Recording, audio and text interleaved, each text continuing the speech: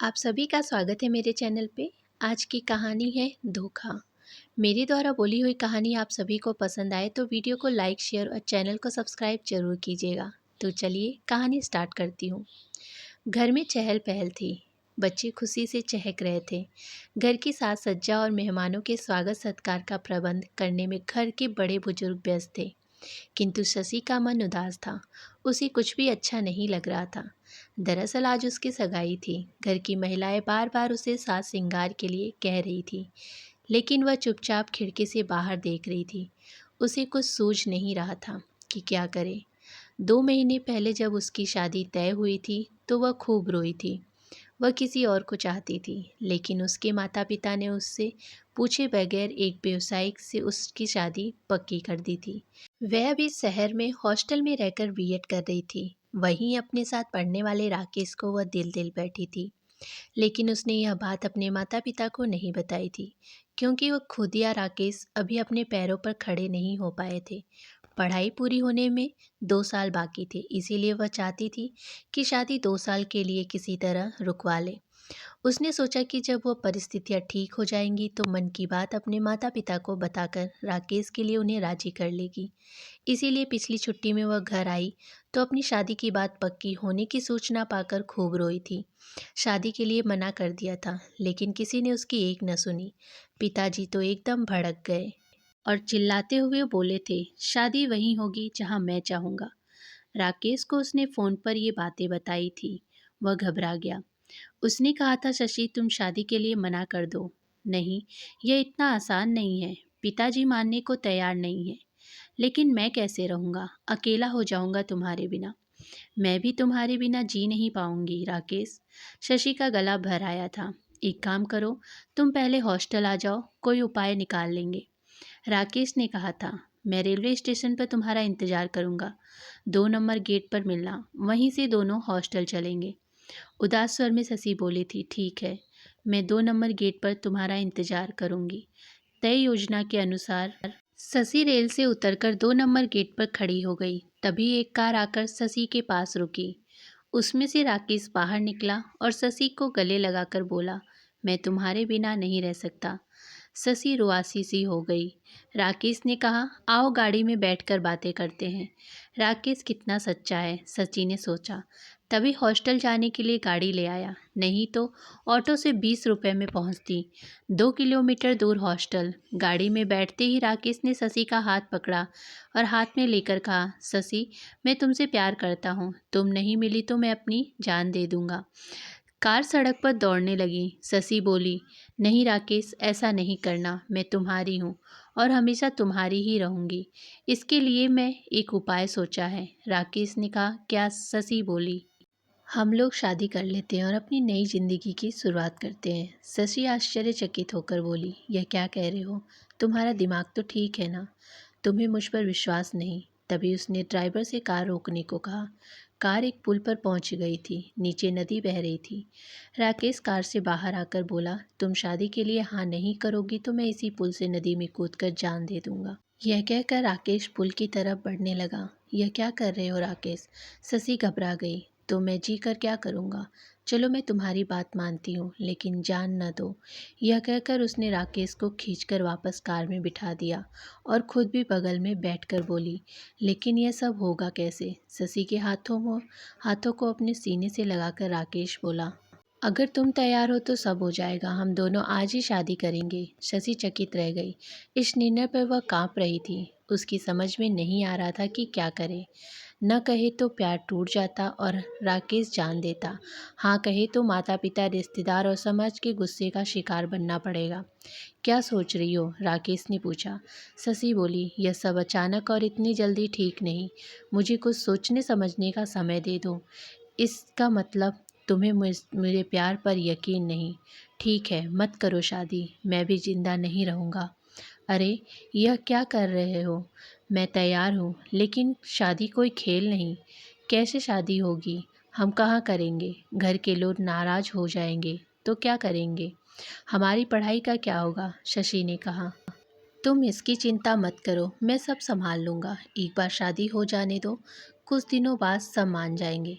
वैसे हम बालिक हैं, अपने जीवन का फैसला स्वयं ले सकते हैं, राकेश ने समझाया। लेकिन मुझे बहुत डर लग रहा है। मैं हूं ना, डरने की क्या बात है। चलो फिर ठीक है, मैं तैयार हूँ।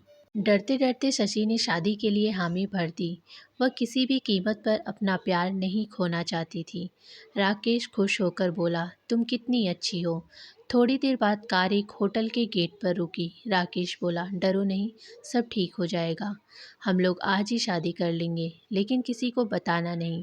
शादी के बाद कुछ दिन हम लोग होटल में ही ठहरेंगे। 15 दिन बाद मैं तुम्हें अपने घर ले चलूँगा। मेरी माँ अपनी बहू को देखना चाहती है, वे बहुत खुश होगी। तो क्या तुमने अपने मम्मी पापा को सब कुछ बता दिया? नहीं, सिर्फ मम्मी को, क्योंकि मम्मी को गठिया है, ज़्यादा चल फिर नहीं पाती। इसीलिए वह जल्द से जल्द बहू को घर लाना चाहती हैं। किंतु पापा नहीं चाहते मेरी शादी हो। वे चाहते हैं कि मैं पढ़ लिख कर अपने पैरों पर खड़ा हो जाऊं। लेकिन वो भी मान जाएंगे। फिर हम दोनों की सारी मुश्किलें खत्म हो जाएगी। राकेश बोला, सच तुम बहुत अच्छे हो। तो मेरी प्यारी महबूबा, तुम होटल में आराम करो। और हाँ, इस बैग में तुम्हारी ज़रूरत की सारी चीज़ें हैं। तुम रात 8 बजे तक तैयार हो जाना। फिर हम दोनों पास के मंदिर चलेंगे, वहाँ शादी कर लेंगे। फिर हम दोनों होटल में आ जाएंगे। आज हमारी ज़िंदगी का सबसे खुशी का दिन होगा। कुछ प्रबंध करने राकेश बाहर चला गया। शशि उधेड़ बुन में थी।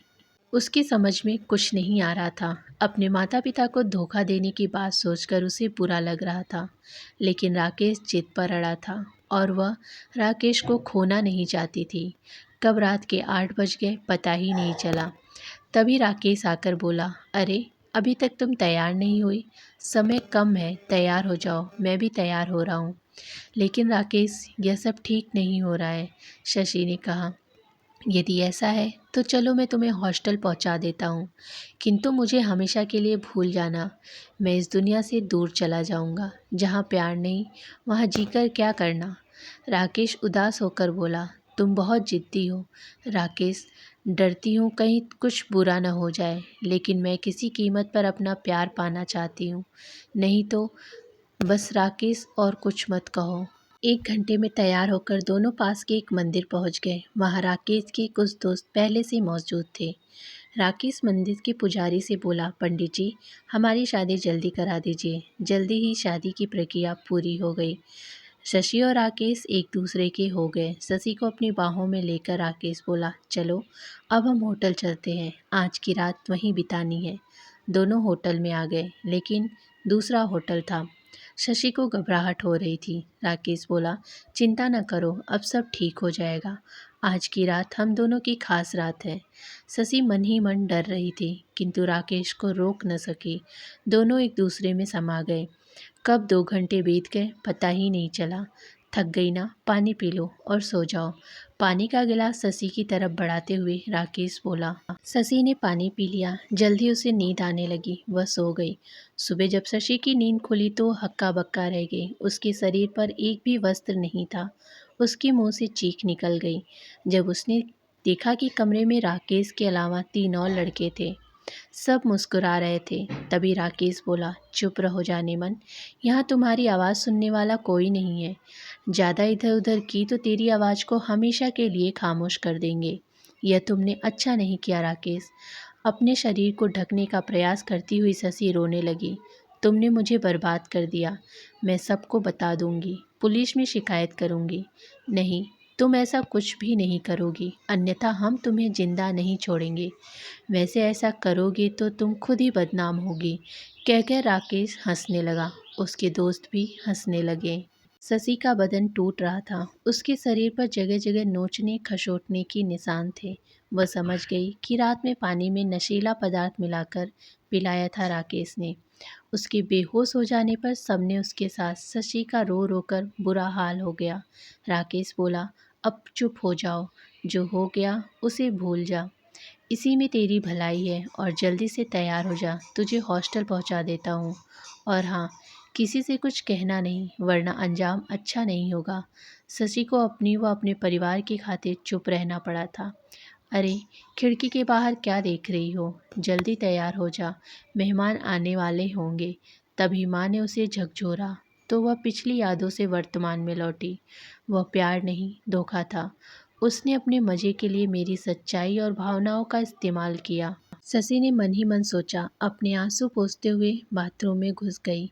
उसे अपनी नासमझी पर गुस्सा आ रहा था। अपनी ज़िंदगी का फैसला उसने दूसरे को करने का हक दे दिया था, जो उसकी भलाई के लिए जिम्मेदार नहीं था। इसीलिए ऐसा हुआ। लेकिन अब कभी वह ऐसी भूल नहीं करेगी। मुंह पर पानी के छींटे मारकर वह राकेश के दिए घाव को हल्का करने की कोशिश करने लगी। मेहमान आ रहे हैं, अब उसे नई ज़िंदगी की शुरुआत करनी है। हाँ, नई ज़िंदगी। वह जल्दी जल्दी सजने संवरने लगी। तो फ्रेंड्स, कैसी लगी कहानी कमेंट बॉक्स में कमेंट करके ज़रूर बताइएगा। कहानी पसंद आई हो तो वीडियो को लाइक शेयर और चैनल को सब्सक्राइब ज़रूर कीजिएगा। धन्यवाद।